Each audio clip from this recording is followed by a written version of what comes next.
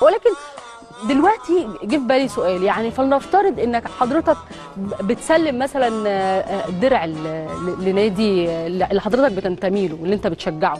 ايه يا فوزيه؟ بتعيطي ليه يا فوزيه؟ هل كنت هتبقى بهذا الكم من العبوس؟ يعني كنت هتبقى متضايق قوي كده؟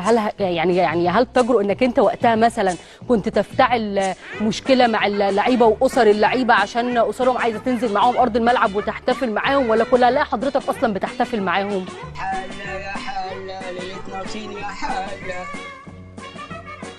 كانت هتبقى الدنيا ابسط من كده بكتير، وكنا نلاقي احتفالات بقى. ما هو النادي بتاعي بقى كسب بقى، فانا هقعد احتفل بقى معاهم للصبح والله انت اللي مسخره. اعتقد كانت الدنيا هتختلف. وبقول لك بص الدليل، يعني بص على ملامح الوش وقتها الكابتن مجاهد يوم تسليم الدوري ده للزمالك، هتعرف قد ايه اللي بنقوله ده والله صح.